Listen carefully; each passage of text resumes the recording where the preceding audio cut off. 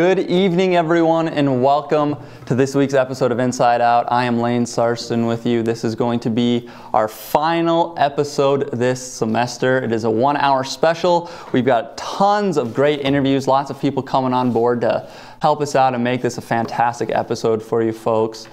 Just want to thank you for coming along this ride for us, and thank you for tuning into the auction last week. There's glitter all over our set left over from that, so I'm not super appreciative of that, but we had a fun time last week, so sorry if you missed us, but thank you for tuning in this week.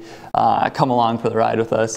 Kicking it off, Blake, you got some sports information for us, and starting off with that is a little bit about our football team. They got one big important win this season against UMary. Yeah, they got the Battle of the Big Lake win, their fourth consecutive, and which is always good when you beat UMary. You know, UMary is one of the biggest rivalries for Minot State, and now with them on the ice playing hockey against us, it just adds more fuel to the fire. Yeah, that UMary rivalry it's been getting bigger and bigger every year. It's exciting to see how that's going to move in the future. The Beaver football team didn't have a strong season, finishing the season 1-10. Their lone win coming against in the Battle of the Big Lake against UMary. It was their fourth straight win against the Marauders in that game. MSU had 6 players that were named as conference all-stars. Senior Keontae Godot, junior Jose Luis were named to the NSIC first team. Levante Bushnell, Kewan Owens, Lane Torgerson, and Jordan Will were also named to the all-conference team.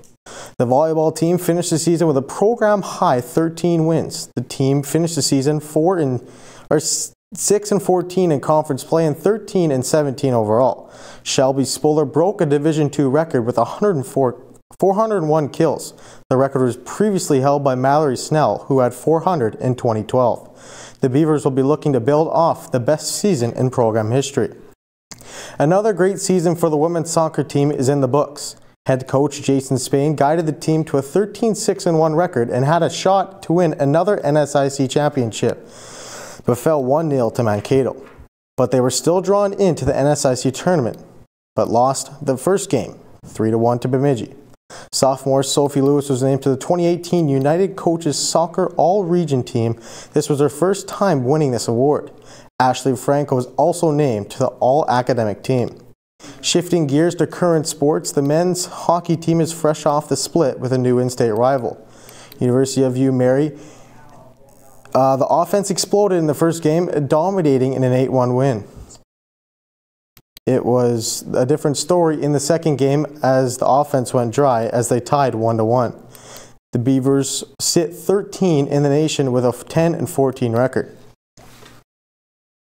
I'll toss it back to you, Lane. Yeah, thank you so much, man. And what are you thinking, though? Like, is this going to be your last time doing sports for us here? Because I think overall, like, our sports teams have really stepped it up, and I just want to know if, like, you're going to be around to continue watching them grow. Yeah, you know, I'm here for another 3 semesters, so hopefully I can continue calling games to the Minot State Beavers hockey team, and you know, they got a young team right now, so. Hopefully they can continue building. They've won 8 of their last 10 games, so it's good to start to see more consistency. Yeah, and it's really exciting to see like one of our younger squads, such as our hockey team, really start to pull that together, even though they're so young.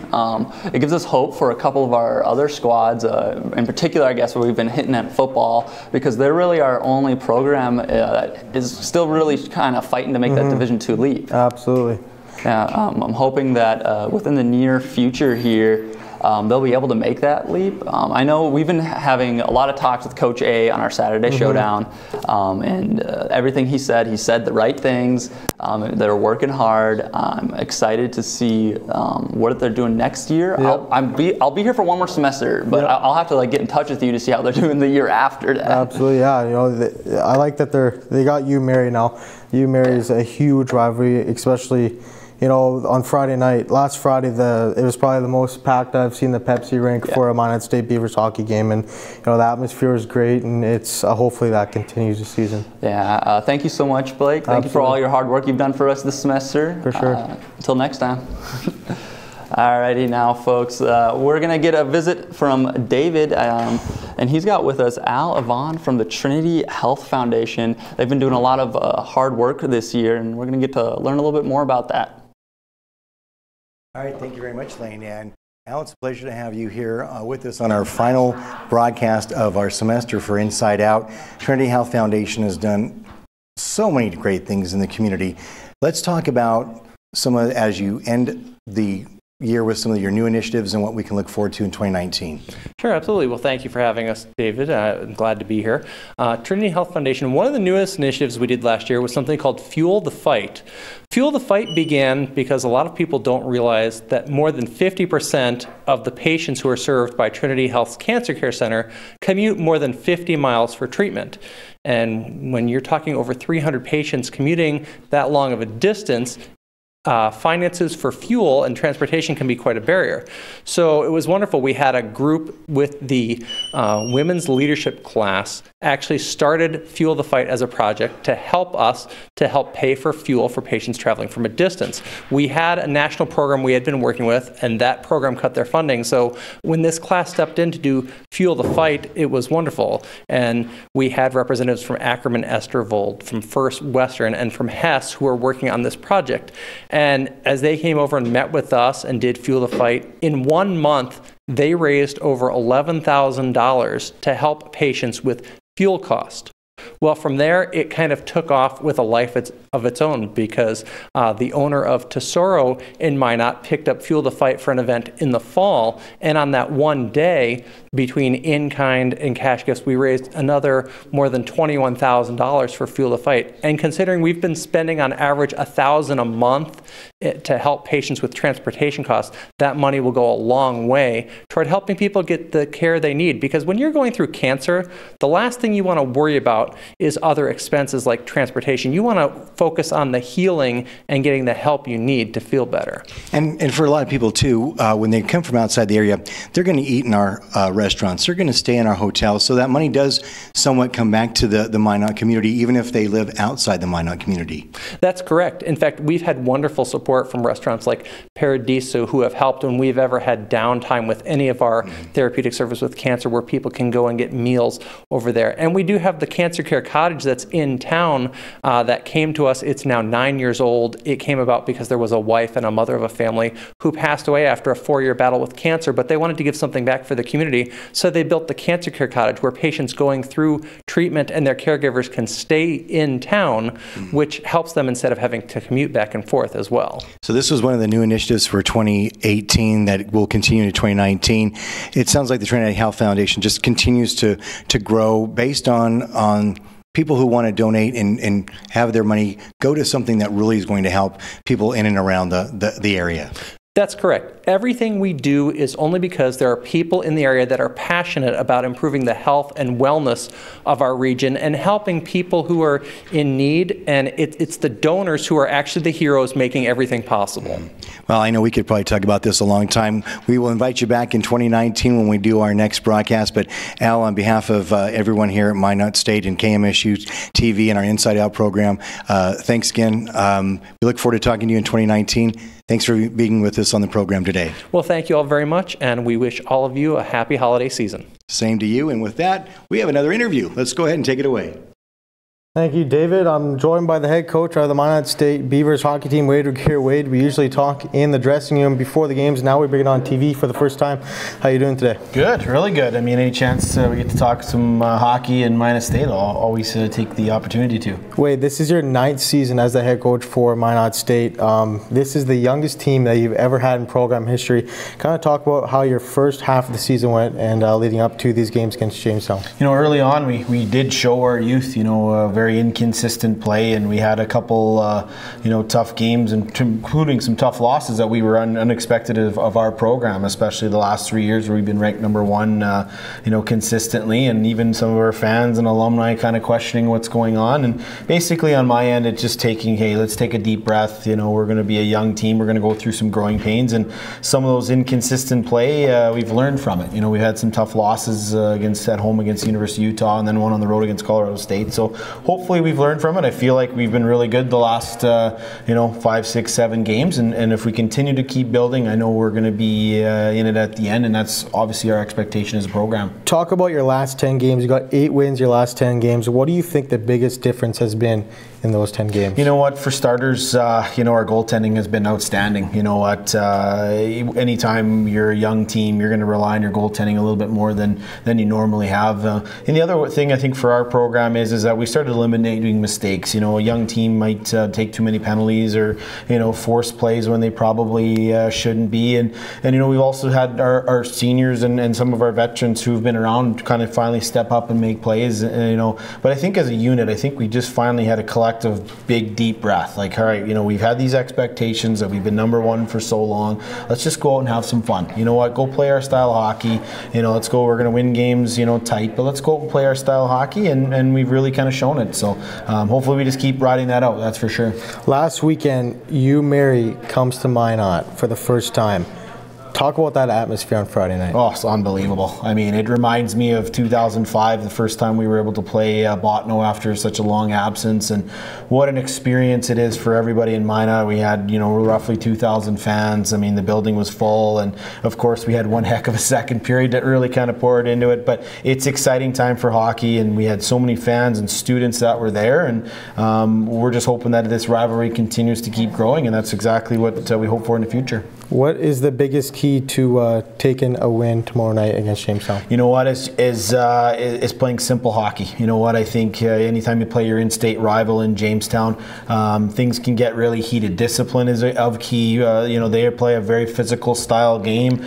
They play a team that's any rival. They like to get in your ears and really play that kind of rivalry style game. And for our guys, usually the rink's full when it's Jamestown, so you get your emotions high, and sometimes you forget about your assignment. So for us, it's just being focused hockey, doing things simple, and more importantly, being disciplined, because anytime you play a rival, sometimes the games get out of hand, as you know, and so hopefully we play smart, and that's going to be the key for tomorrow. Well, thanks for coming on the show, Wade. Appreciate it, and make sure you come out to support the Minot State Beavers tomorrow night. Puck drop is at 8 p.m. And now we will toss it to Hannah for a weather preview. Hannah? Thanks, Blake. What you're looking at is a map of the United States with a couple regions blocked out. These are our viewing area regions for the Farmer's Almanac, which is a it's referred to as folklore, but it has some accuracy to it. I believe last year's forecast for winter was around 80 or 90% accurate. But I will have the forecast for the High Plains region, which is Region 12, which is the western part of our state, I believe, western part of our state, sorry. And then I'll have the forecast for the Upper Midwest, which is Region 9. And I'll give you a sneak peek on this map real quick. Have a cold December for both regions and a warmer January, but I'll have more for you when I come back for my full weather preview later. But for now, I will toss it back to you, Lane. Thank you so much, Hannah. We appreciate you giving us that sneak peek into that that Farmer's Almanac. I think I've picked one up once in my life, Blake. Yeah. So getting a little bit of preview to get some better understanding is really appreciated. Yeah, for sure. Hopefully it's not too cold of a winter. Yeah, I'm a little excited to hear my birthday's going to be warmer. Yeah. But one step at a time. We got to wait till it comes. For sure. Right, but we're going to take a quick break here, folks. When we come back, though, we'll be hearing from Hannah, as we mentioned earlier, with her weather word. She's got a special video for us there. I'll be talking with our MSU athletic director, Andy Carter. We've had a lot going on in this fall athletic-wise, Blake, and I'm excited to see what he's got to say.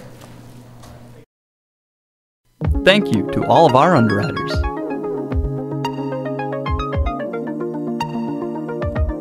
All-American Trophies for all your screen printing and embroidery needs.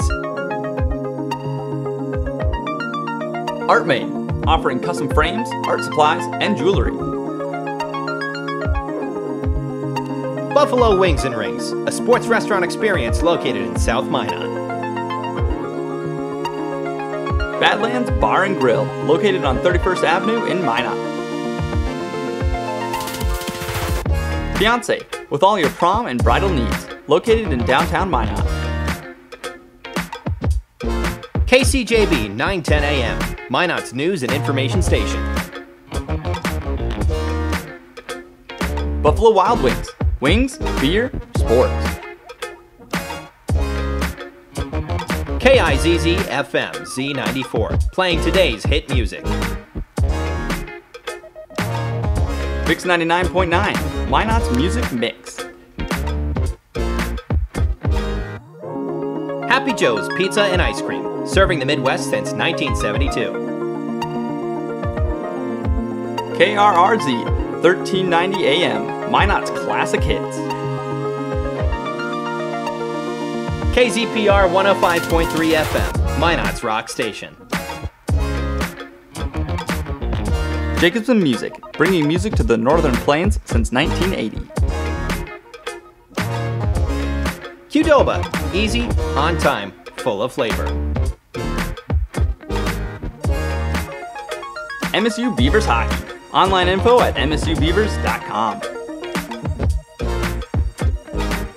Forward Communication, connecting professionals in the Midwest. MSU Theater Department, year-round entertainment. The Red and Green, MSU's student-run newspaper. MSU Bookstore, for all your campus needs. Spicy Pie, pizza, grinders, beer. Magic City Hoagies, locally owned sandwich shop located in Southwest Minot. Taco John's, offering fresh tacos, burritos, nachos, and breakfast. Thrivent Financial, connecting faith and finances. PMQ Entertainment, performing at weddings, proms, and dances. The Pursuit, creating a place in Minot where everyone is welcome. Mouse River Players, community theater since 1971. H-Bar-B Construction, for all your oil field needs. Bear Scat Donuts, located on Broadway across from Minot State Campus.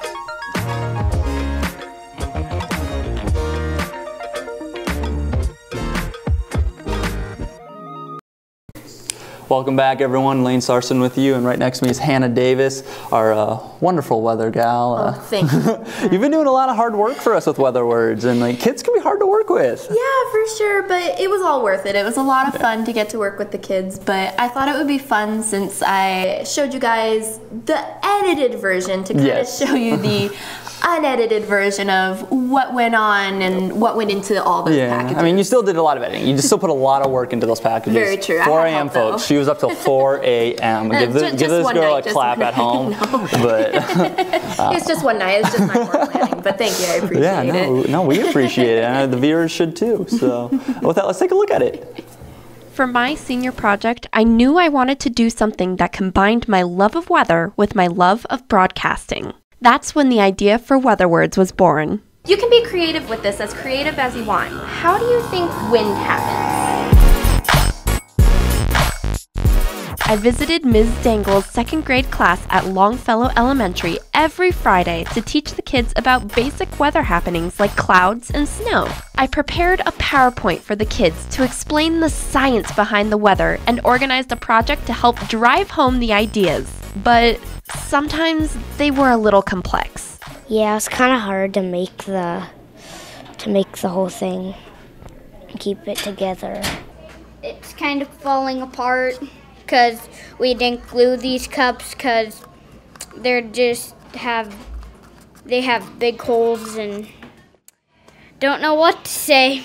I interviewed the kids before and after each presentation to get an idea of what they knew and what they retained. I recruited Jaron Homison to be my camera operator so I could focus on my interactions with the kids and have enough footage to produce a video each week for the campus TV show Inside Out. But not everything made the final cut.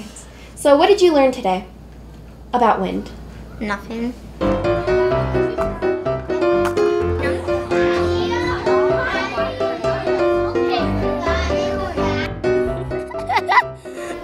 This is so weird. This is so weird. What did you learn that you didn't know already? I kind of healthy. If my grandma's watching this, then hi. Although things didn't always go according to plan, I gained more than I had anticipated by the end of the project. What have you enjoyed about my presentations this year? This is your second time doing this. How do you feel? Pretty happy that you've been here. 8 presentations later, and it was all over.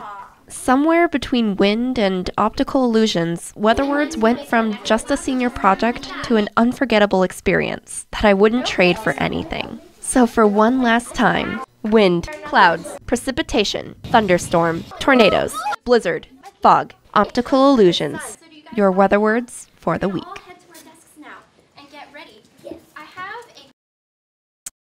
And that was my senior project for you guys. I hope you enjoyed it as much as I did, because as I said, I definitely will not forget it. But for now, I'll tell you about what our weather is like currently.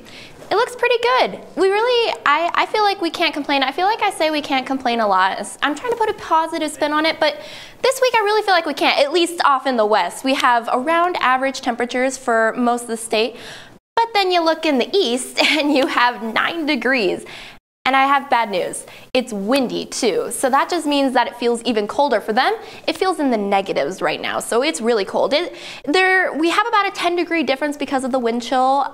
For across the state, the wind is around 10 miles per hour. So it's cold all over, but I definitely think the east has it off worse. Unfortunately, it is also cloudy. We are supposed to see some sun later in the week. I'll actually tell you about that. So this week that we have coming up is above average, which, I mean, that's wonderful, especially for December. Seeing some 30s, that's above freezing in December. It's kind of crazy. Like, it's almost hard to believe. Although we will have wind chills almost all of those days. Not everything will stay below 10 miles per hour according to the forecast I was looking at. But the windiest day is supposed to be, I'm going to switch this way, and day is sunny and it's 33, which looks beautiful. It looks like the perfect day, honestly. Like, it almost looks like a September. No, not September. It'd be warmer in September. I want to say like a November day, I should say. But it's going to be windy. The wind is going to be around 11 miles per hour. So it's going to feel a little bit colder than that, unfortunately.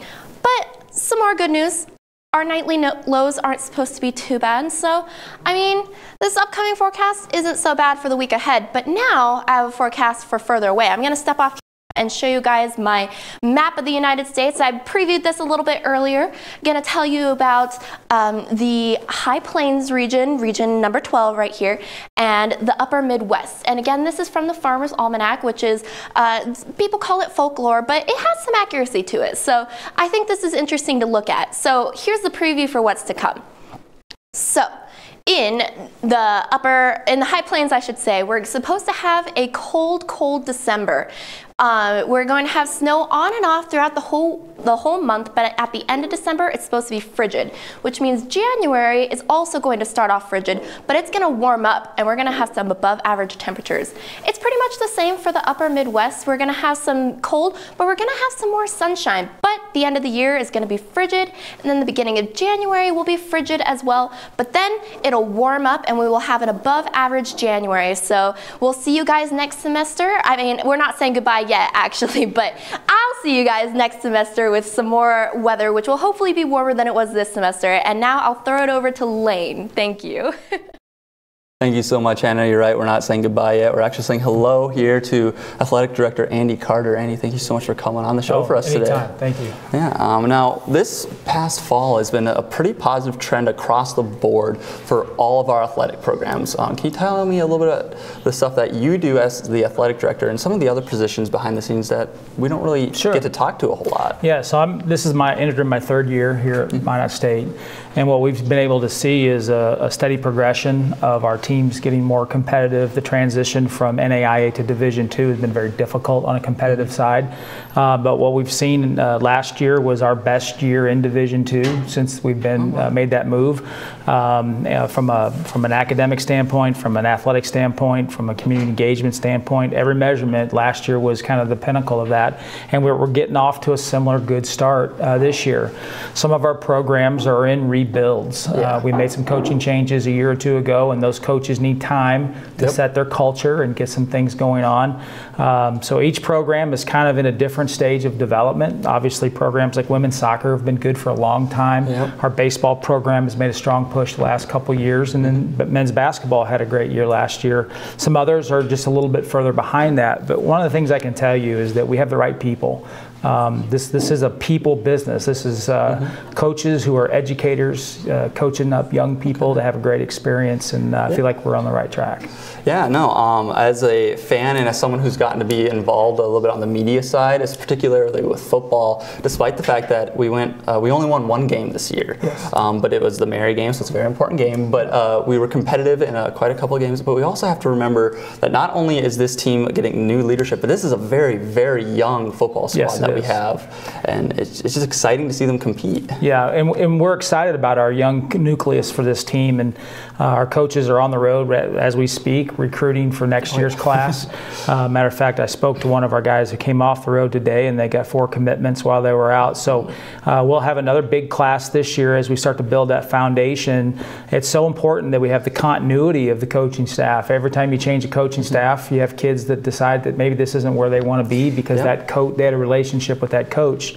We're finally starting to materialize some continuity, which is very important.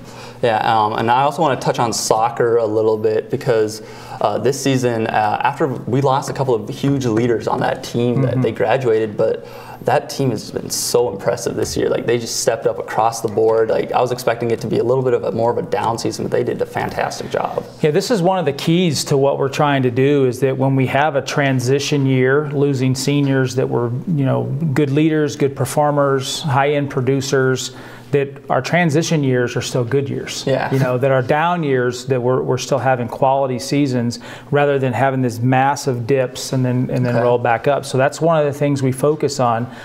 Jason Spain, the head coach with soccer, has done a great job over the time he's been here. He started the program, and what I would say was really important about this year is that we had some young student athletes that needed to adapt to the level of physicality in our play, especially in the conference.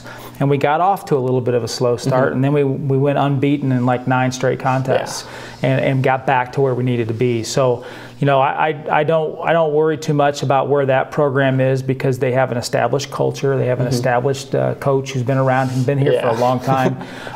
Some of our other ones, though, they need some additional support throughout the year, and so we're there. That's what the administration's for, is there to support them. What are some of the things you do to support them? Because volleyball this year, last year it was a pretty rough season, but towards the end we started to see what that team could potentially be, and we got to see a little bit of that so far this year. Yeah, Coach Cordova's done a great job. When we hired her, we had gone 2 straight seasons in the conference without winning a match. That's a very good league. Our national champions come out of this league often, but still we needed to be more competitive, and so she's done a great job. And one of the ways we support our coaches is we have great communication with them. We meet with them, we talk to them, we find out what's going on in their programs. How can we help?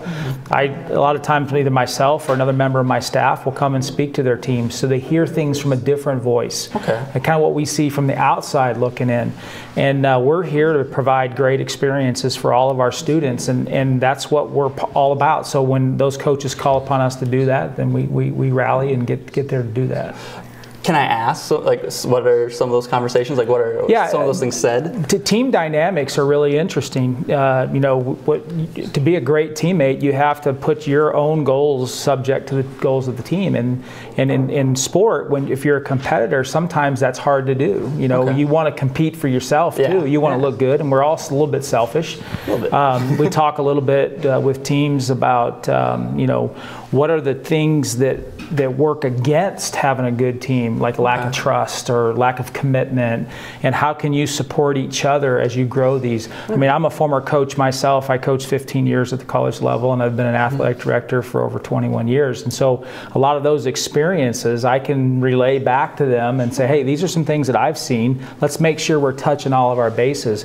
What we do isn't about just chasing a W. We want to win. I'm highly competitive, and we want to win because we like to hear that. It's more fun to win, right? It is. But at the end of the day, this is about giving these young people a great experience, and they're chasing more than just a W. That would be really shallow. This is about great experiences, great relationships, great teammates, and when they finish here at Minot State, we want them to have their diploma, we want them to have a championship experience, and we want them to have opportunities in front of them. And so we teach this from a different level. It's about process, not result. Okay. If the process is winning, the result will come.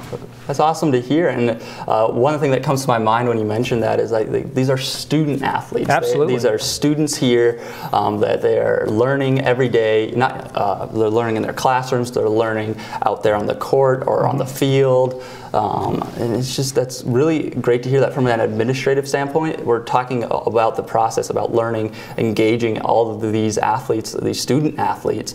So it's not just about getting that W. No, absolutely. And as a person who played college athletics, I was a student athlete. I was an assistant coach, a head coach, and an athletic director. One of the things we talk about all the time is that, look, there's just as much teaching and learning going on outside of the classroom as there is in a classroom, and it's different. Yeah. One of the ways that we help to push the strategic mission of the university is that we provide a dynamic learning environment. When you're in the heat of the battle, you got to learn.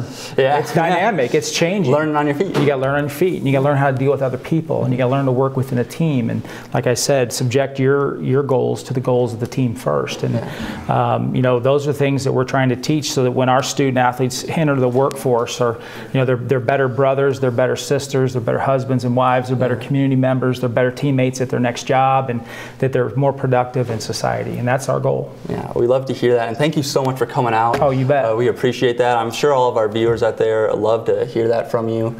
Again, guys, this is Andy Carter, our athletic director. But we're going to move from one administrator to another. We're going to send it over to David, and you've got, I guess, one in charge of all of us here in humanities. Yes, so I better get this interview right. With me, I have Bill Harbord, humanities co-chair with the Communication and Theater Department here at Minot State University. And it's that time of year that we want to reflect on what happened in the fall of 2018 and what we can look forward to in the spring of 2019 with the program. I think a lot of great things happened this semester, and I always think about it from an individual standpoint, and I'd ask every student, what steps did you take? Are you a better student now than what you were in September? And are you going to be a better student after finals week, and just keep growing in that way?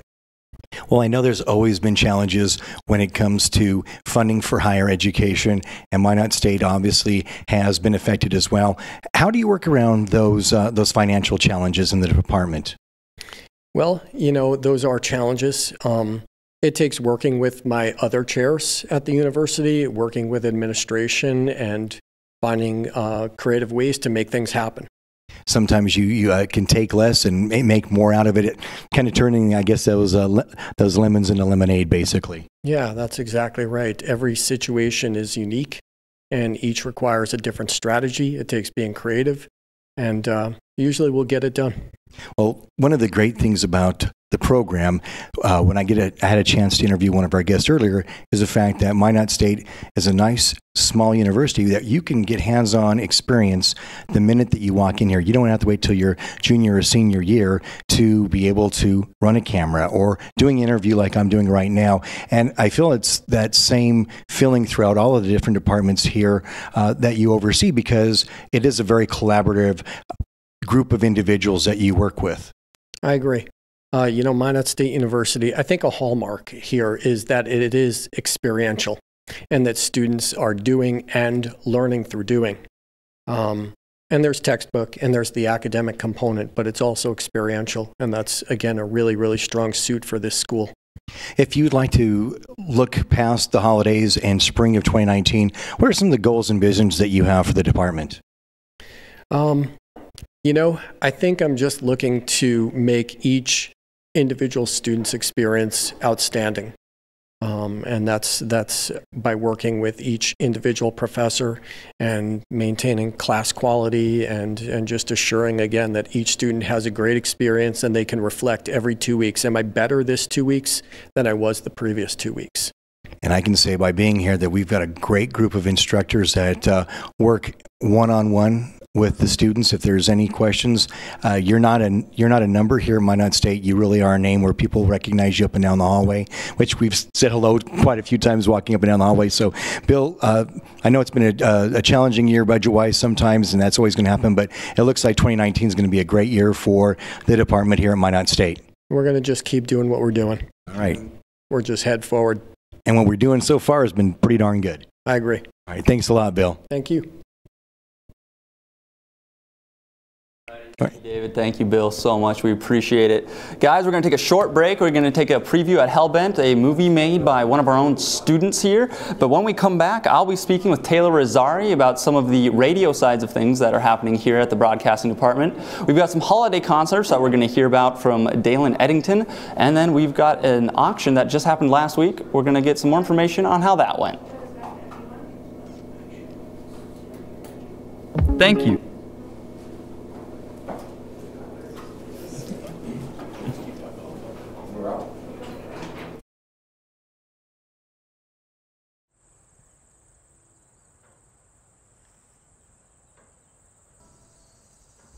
Mind if I find a necklace you got there? Assuming it's your old lady's?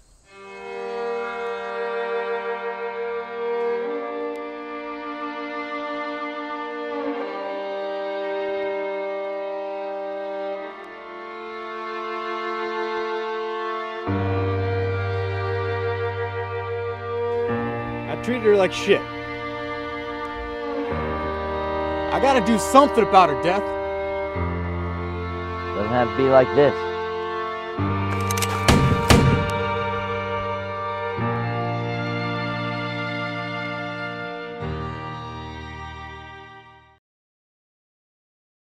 Alrighty, folks, welcome back. Thank you for watching that. That's going to be a great movie. I've gotten to see it a couple of times, Taylor. It's fantastic. That's all I can say. But we're here to talk about some radio stuff, and I was actually at this meeting with you, and I hope you can give our fans and our viewers a little bit of detail about. We had a meeting for the athletic department and our radio side of things. Can you talk about that a little bit?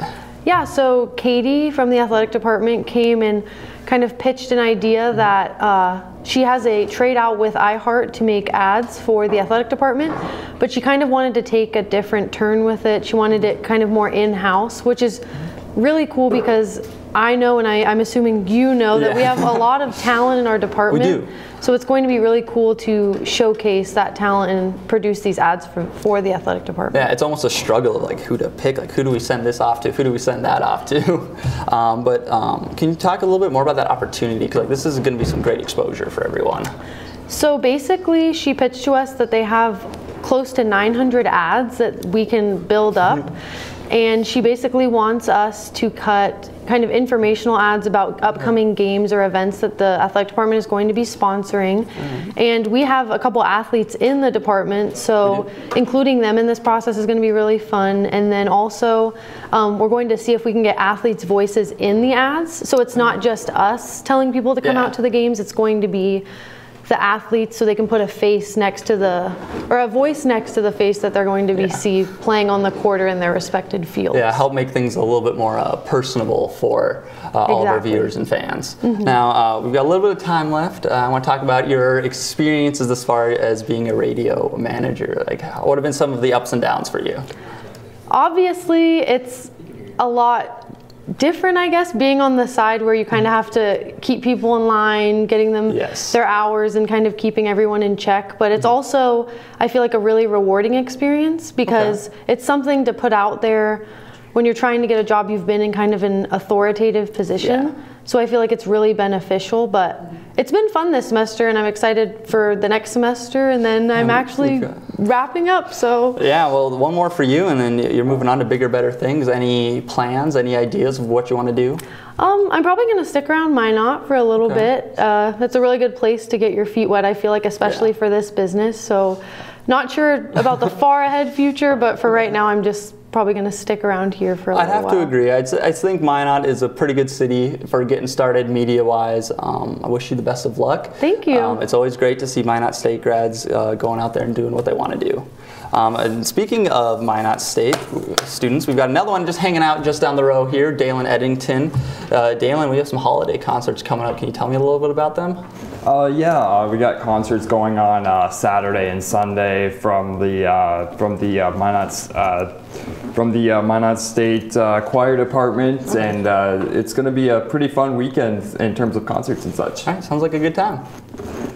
Minot State University will spread holiday cheer through several musical events at the Anne Nicole Nelson Hall leading up to the winter holidays. MSU events include the Minot Symphony Orchestra's Holiday Magic on this upcoming Saturday and the Western Plains Children's Choir Concert, Christmas in All the World Tonight, on this upcoming Sunday.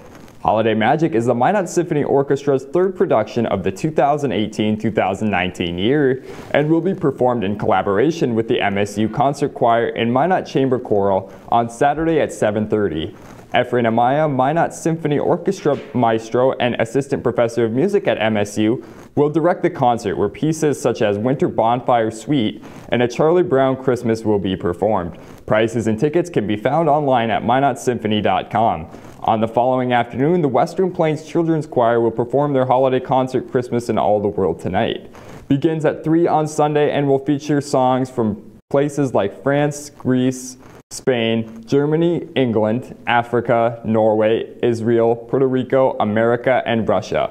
The concert is free and open to the public. The Western Plains Children's Choir began in January of 1991 and is sustained by Minot State University. Minot State University's special education programs recently received final approval from the North Dakota Education Standards Board and also signed their second memo with the Michigan Department of Education for National Deaf Education Group. The panel is an independent board that continually reviews North Dakota standards and actions relating to licensing and teacher education programs and approved MSU's Bachelor of Science in Education with a major in Special Ed and Master of Science in Special Ed. State program approval from the board is a required factor in the process of national approval from the Council for the approval of educator preparation. The Minot State University Roger Boyenga Leadership Program started a class assignment 2 years ago, hoping to help the community. Fast forward to this year, and the project did just that. After partnering with the Minot Area Chamber of Commerce 2018 Community Leadership Institute Leadership class, the project has raised $10,000 plus in cash as well as assets to fulfill needs for the students involved in the Minot Public School system. The CLI is a 9-week course offered to the Chamber of Commerce to help individuals understand what Minot has to offer. The CLI gathered items such as toothpaste as well as deodorant to help students concentrate on their education. Former President George H.W. Bush, who died late Friday, was transported from Houston to lie in state at the U.S. Capitol Monday evening through Wednesday evening, when the late president will be honored with a state funeral at the National Cathedral in Washington, D.C. U.S. flags at the White House on all public buildings and grounds, as well as all flags in military locations, are flying at half-staff for 30 days, and President Trump, who will attend the funeral with the First Lady, also designated Wednesday a National Day of Mourning. On Thursday, there will be a memorial for Mr. Bush at St. Martin's Episcopal Church in Houston, the same church where his wife Barbara was memorialized earlier this year. The former president will be buried at his presidential library in College Station, Texas, after a private ceremony later in the afternoon. The Burleigh County Sheriff's Department is asking the public's help in helping several Good Samaritans. On Tuesday, just before 9 in the morning, the department was involved in an incident involving an attempted escape by an inmate who was leaving court. After a short pursuit, the inmate was caught near the entrance of the Sanford Hospital near Roser and 6th Street. During the pursuit, several people stepped in to assist the deputy in apprehending the suspect. The Burleigh County Sheriff's Department wants to find those citizens so they can talk with them and thank them for your help. They ask if you were involved or if you know someone who was to contact the department at 222-6651. Lost documents led the Minot City Council to ratify Minot's arrangement with Skien, Norway. Then Mayor Chuck Barney signed the Sister Cities Agreement last year during the Norse Coast Fest. Documents also were signed by members of Ward County Minot as a development county. Minot State University and Norse Coast Fest, including the arrangements of all the agreement, the Minot Council ratified then the re-signed agreement. So Lane, coming up this weekend, we have a bunch of holiday concerts. Are you thinking about attending? Yeah, I'll be attending. I used to play in them, actually. I used to play cello in them, so it was a lot of fun. I've actually been to that city in Norway. It's pretty neat. If you go head around there, there's some cool statues. It's a lot of fun. But with me now, I have Michael Drosdell here to talk about the auction. The auction was last week. You were behind the scenes. We raised over $9,000. What was it like going on behind the scenes? I was up in front of the camera. I didn't get to see a lot of that. Oh, wow. Being it my second year in a row, it's honestly the most controlled chaos I've ever, ever been a part of. And as much as it is chaos, I'm honestly kind of sad it's my last time doing it. Wow, I mean that's pretty neat to hear, because a lot of people, like, when they're done with it, they're like, I'm done, I'm free. But what makes you like kind of miss that a little bit? I miss it mainly because my emphasis is public relations, so I have to get used to planning events and the whole spiel behind the scenes. So it's really been a great help to be a part of that for these last 2 years. First year, I was just kind of like, oh, I don't know what to do. I'm just kind of backseating. A lost little lamb, just kind of getting shepherded along. Then, like, coming into this year, I was like, all right, I want to do this, that, and third, and then let's get it done. So what were some of like the best and worst parts of it for you personally? The best part is everything leading up to the auction, the donations, just the whole leading up to it. I just love it. Just promoting the heck out of it. It's just amazing. The worst part, the night itself. It's a long night. It's such a long night. But we made it through. We did a great job. Is it the stress of the night of? Is that what made it so bad for you? It's just like how high pressure it is the whole night? Yes, definitely. It's like, I love the night, believe me, I do. It's just like, really before the thing, I took like a 30-minute power nap because I wish I'd been smart enough to do that. I really took it on the couch in the hallway. It's a comfortable couch. Good to know. Good to know. You get used to it. Yeah. So what are some of the connections that you use outside of the classes? Because it's something important to do in this public speaking. You got to have some of those connections. Let's talk about a couple that you have for yourself and how you found them useful. Oh, wow. I think the most useful thing is, this is going to be weird a little bit. Okay. My voice is kind of unique. I had 3 casinos last year, and it was the same person, same everything, and I contacted one of the casinos this year, and they say, hey, are you the kid from the KMSU? Oh, wow. Yeah, I was like, oh, yeah. And then he said, you guys doing it again this year? And they're like, and I was like, yeah. And then they said, oh, all right, we'll just send the same thing. And I was like, cool. That was like literally a minute. That's awesome. Like that they know you like that, because that means you left such a positive experience with them last time. Hey, like, you just get lucky. Kudos to you though, like putting out the hard work. Okay, so you mentioned already that this is your last year doing it. Yep. So what do you have for advice for students taking it for the first time? It's really daunting at first, making those phone calls, getting there behind the scenes and doing a lot of excess work you normally wouldn't do, but it's honestly the most hands-on experience for my major emphasis. It's something I would never regretted. It's a class you have to take twice. So what I wish I could have done my first year better, I did crazy good in my second year, and it's just a hands-on experience you only get at MSU. That's awesome. Like Minot State is so good at providing those hands-on experiences for everyone. Thank you so much for coming on. Can you just tell everyone one more time for us how much money we raised? Because I wanted to let you do the honors of. Well, I'm honored. We raised over $9,000 this year in contrast to our $8,000 last year. So let's keep it going and hopefully get 10 grand next year. Alrighty, thank you so much, Michael. Thank you. We appreciate that. Now, we mentioned that we are going to be talking to Al. We've got a little change of pace. We've got Andre over there. He's going to be talking to Chris Brown. This is a man that has done so much behind the scenes for us. So before we pass over, I just want to say thank you. Hey, everybody. Joining me live is station technician, always does a killer job, Chris Brown. Tell me the trials and tribulations, the ins and out of being a station technician here at KMSU. Well, I've been really lucky to spend the last 2 years being the engineer, the station technician at MSU in the broadcasting department. I kind of came in after John McCann finished up, so I came in a transition point in the department, both losing a longtime employee and also with the big transition from analog video to digital video. So a lot of anybody who's watching on YouTube or anybody who's watching on Facebook Live right now, they're kind of witnessing the new technology that we got in right around the time that I started in the department. So it's been a learning curve for me. I was more an audio electronics repair person by trade, so I had to learn a lot of broadcasting equipment really quickly, but it's been a really good experience and been really helpful in other facets of my life as well.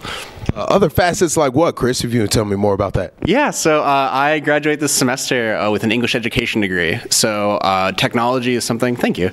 Technology is something that's talked about in ed all the time. And so having a background where not only do I know some of the software aspects of technology, but maybe I know the behind the scenes hardware things has really helped to make sure that I can do all that I can in the classroom.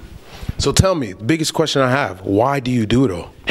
That's a good question. I started doing electronics repair because it was a need that was around me, in that I had a lot of people who had broken equipment from being involved in the arts and music community. I learned that, it became kind of a passion of mine, lucked out into a need in the department. But as far as my long-term career ambitions, I wanted to continue in education. So English education has a really large part of my heart, and I've been lucky to also learn kind of the technical side of things from other aspects of my life. So if I asked you your biggest dream, if you would go for it right now, what would it be? Oh man, this might not sound like a huge dream to many, but I'm really hoping to end up with a full-time teaching job in the fall. Maybe in Minot Public, maybe in another surrounding district, but really hoping to have a classroom of my own and to be able to be involved in the education of young people. How were some of the things that you went in and day out of being a technician over here help you transition? It's been a lot of organization. I've spent a lot of time trying to make sure that all of the equipment and the various facets that students need at the university level are organized in such a way that students can access them when needed, that there isn't too much that's like lost, misplaced, too much frustration. So I think that that overall idea of taking a big system and breaking it down smaller has been helpful in reaching out to education and other aspects. Perfect. Chris, is there anything else you want to add? No, just a thank you. Thank you to everybody at Minot State University. Thank you to the broadcasting department, to Lee and all the students, to Neil Roberts, everybody who's helped me out to make sure that this is a really wonderful and welcoming experience. Well, Chris, we're definitely going to miss you. Congratulations and nothing but success and Godspeed to everything that you want to do. Well, thank you. Absolutely. Well, back to you guys in the studio. All right, thank you so much, Andre. We want to return that thanks back to you, Chris. You have been just so fantastic for us, doing everything possible from behind the scenes, and he's done an amazing job for us. We are going to miss him so much when he leaves us, but we do wish him the best of luck and hope that he can get that teaching job here in the Minot community. But we're going to take one last break here before we end our show today, folks. And when we come back, though, we'll be getting a little bit of a recap, and we're going to make sure everyone behind the scenes here, from Chris Brown to Lee to everybody else that's behind the scenes, gets to come up here, and you guys get to thank them for us too. Thank you to all of our underwriters.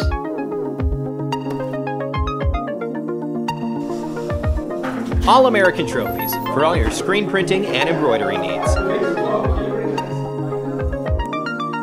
ArtMade, offering custom frames, art supplies, and jewelry.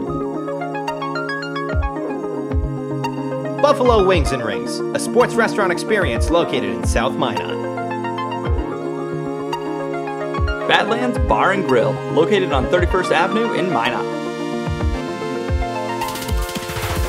Fiance, with all your prom and bridal needs, located in downtown Minot.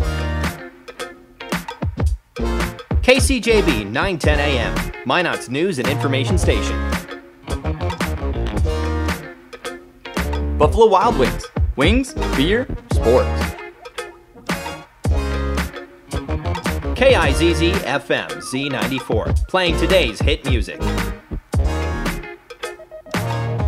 Mix 99.9, Minot's music mix. Happy Joe's Pizza and Ice Cream, serving the Midwest since 1972. KRRZ 1390 AM, Minot's classic hits. KZPR 105.3 FM, Minot's Rock Station. Jacobson Music, bringing music to the Northern Plains since 1980. Qdoba, easy, on time, full of flavor. MSU Beavers Hockey, online info at msubeavers.com. Forward Communication, connecting professionals in the Midwest. MSU Theater Department, year-round entertainment. The Red and Green, MSU's student-run newspaper. MSU Bookstore, for all your campus needs. Spicy Pie, pizza, grinders, beer. Magic City Hoagies, locally owned sandwich shop located in Southwest Minot. Taco John's, offering fresh tacos, burritos, nachos, and breakfast. Thrive Financial, connecting faith and finances. PMQ Entertainment, performing at weddings, proms, and dances. The Pursuit, creating a place in Minot where everyone is welcome. Mouse River Players, community theater since 1971. H-Bar-B Construction, for all your oil field needs. Bear Scat Donuts, located on Broadway across from Minot State Campus.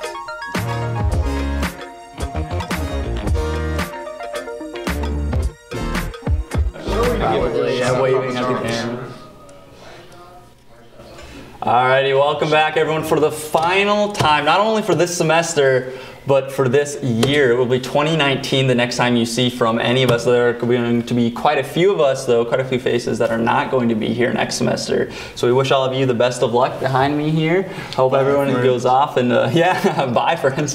Hope everyone has success. We wish you the best of luck. And a big thank you to everyone. We've got lots of camera personnel up here. We've got our audio, our technicians. We've got a whole slew of people up here that have just helped make sure that these shows go off flawlessly, and we want to make sure everyone gets the credit you deserve. So give you guys, give yourself a nice round of applause. There you go. Alrighty, thank you so much for tuning in to this episode of Inside Out. I'm Lane Sarston. You guys enjoy your holidays. We're still 5 seconds, eh?